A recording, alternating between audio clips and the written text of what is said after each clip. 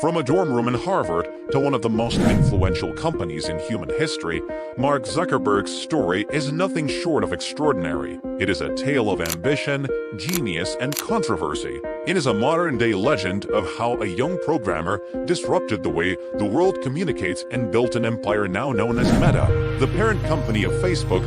Today, we are diving deep into the story of Mark Zuckerberg, exploring how he created Facebook and understanding how he built a tech empire that changed the world forever. Mark Elliott Zuckerberg was born on May 14, 1984, in White Plains, New York, and raised in nearby Dobbs Ferry.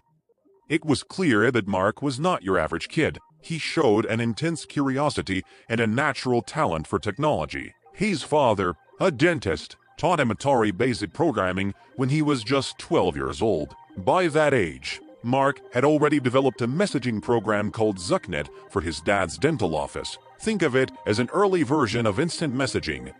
Mark was not just a tech prodigy. He excelled academically and was also a fencing champion. While most of his classmates were focused on typical teenage activities, Mark's mind was deep in code, always exploring new possibilities.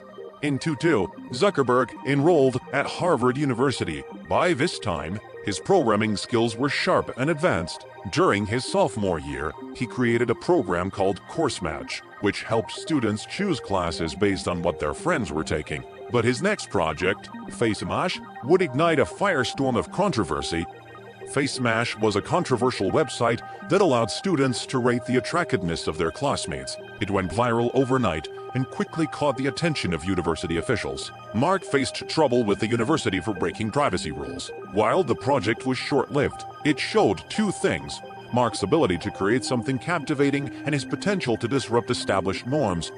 In February 2004, Mark launched the Facebook originally just for Harvard students. It was a simple yet powerful idea: a digital directory where students could create profiles, connect with one another, and share updates. The idea was not entirely new. Platforms like Friendster and MySpace already existed, but Mark's version stood out. It was cleaner, faster, and more exclusive. Within weeks, the platform spread to other Ivy League schools. By the summer of 2004, Mark made a bold decision. He dropped out of Harvard and moved to Palo Alto, California, to focus on Facebook full-time. At just 20 years old, Mark, along with co-founders Dustin Moskovitz, Eduardo Saverin, Andrew McCollum, and Chris Hughes, began shaping Facebook into a platform that would soon revolutionize social media.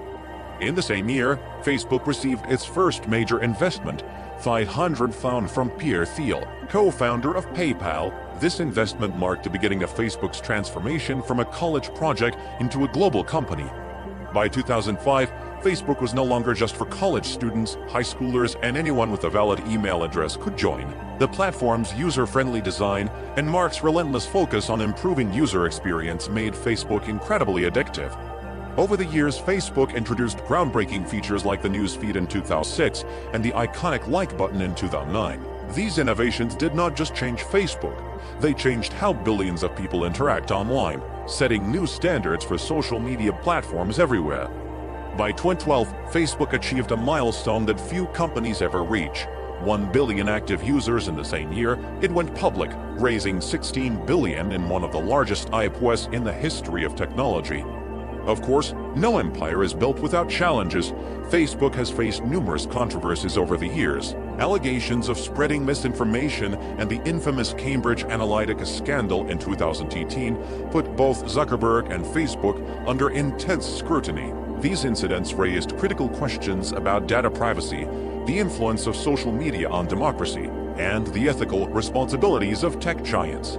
Despite these setbacks, Mark's vision remains strong. In 2021, Facebook rebranded itself as Meta, signaling a bold new focus on the metaverse, a virtual reality space where people can interact, work, and play. Whether this ambitious pivot will succeed remains to be seen, but it demonstrates Mark's willingness to take risks and push boundaries. Today, Mark Zuckerberg's net worth exceeds $100 billion, making him one of the wealthiest individuals in the world. But Mark's legacy is not just about wealth. He has reshaped how people connect, communicate, and share their lives in ways that were unimaginable just a few decades ago. Mark's story is a reminder that big ideas often start small. What began as a side project in a college dorm has grown into a cornerstone of the internet. Whether you love him or hate him, Mark Zuckerberg has left an indelible mark on the world, and he is far from finished. That is it for today's episode of Rich Vision.